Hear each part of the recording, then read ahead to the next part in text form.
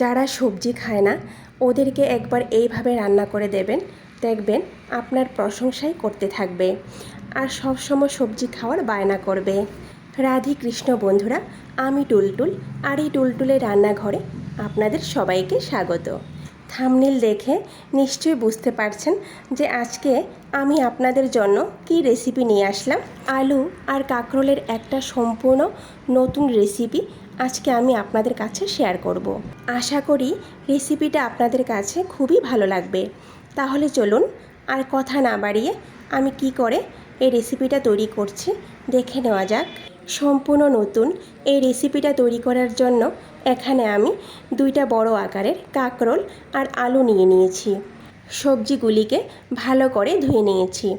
এবার কাঁকরোলের 2 মাথা ফেলে দিয়ে এইভাবে পাতলা পাতলা করে পিস করে নেব। কাঁকরোল ভাজা করার জন্য আমরা যেভাবে পিস করে থাকি তার থেকে একটু পাতলা করে পিস করে নেব। কাঁকরোলগুলো কেটে নিয়েছি। এবার আলুগুলোকেও সেম একই রকমভাবে আমি পিস করে নেব। সবার প্রথম আলুর উপরের খোসা এভাবে ছাড়িয়ে নেব। ছাড়িয়ে কাঁকরোলের মতো এভাবে একটু পাতলা পাতলা করে পিস করে নেব। আলুগুলো এখানে কাটা হয়ে গেছে। এবার আমি আলুগুলোকে একটা বাটির মধ্যে জল নিয়ে জলের মধ্যে রেখে দেব 5 মিনিটের জন্য। 5 মিনিট পর আলুগুলোকে ভালো করে ধুয়ে উঠিয়ে নেব। এবার এর মধ্যে পরিমাণ মতো লবণ দিয়ে দেব। 1 চামচের 3 ভাগের 1 ভাগ লাল মরিচ গুঁড়ো দিয়ে দেব। 1 চামচের 3 ভাগের 1 ভাগ হলুদ গুঁড়ো দিয়ে দেব। এবার সবজির সঙ্গে মশলাগুলোকে ভালো করে মিশিয়ে নেব। একটা জিনিস দিতে ভুলে গিয়েছি বন্ধুরা, সেটা হলো বেসন। সবার শেষে 1 চামচ পরিমাণ বেসন দিয়ে দেব। 1 চামচের বেশি কিন্তু বেসন দেব না, তাহলে কিন্তু খেতে ভালো লাগবে না। এবার আবারও ভালো করে মিশিয়ে নেব। অন্যদিকে চুলায় একটা প্যান বসিয়ে প্যানটাকে ভালো করে গরম করে নিয়েছি। তারপর এর মধ্যে 1 বড় চামচ সরিষার তেল দিয়ে দিয়েছি। এখানে খুব বেশি তেলের কিন্তু প্রয়োজন নেই। এবার তেলটা যখন ভালো করে গরম হয়ে যাবে, এবার আমি সবজিগুলো প্যানের মধ্যে দিয়ে দেব। সবজিগুলো প্যানের মধ্যে দিয়ে কম আঁচে 5 মিনিটের জন্য ঢেকে রাখবো। আর এই 5 মিনিটে এখানে একটা মশলা তৈরি করে নেব।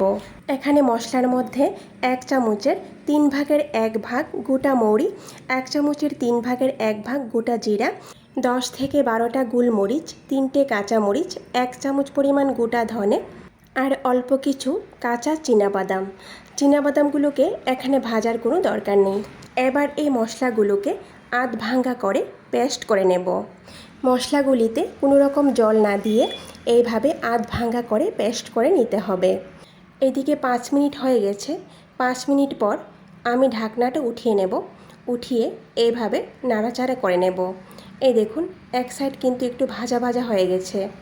এবার একটা চামচের সাহায্যে আলুটা কতটা সেদ্ধ হয়েছে চেক করে দেখব।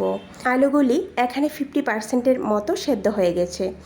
এবার মাঝারি আঁচে আরও 2 মিনিটের মতো আলু আর কাঁকরোলকে একটু ভেজে নেব।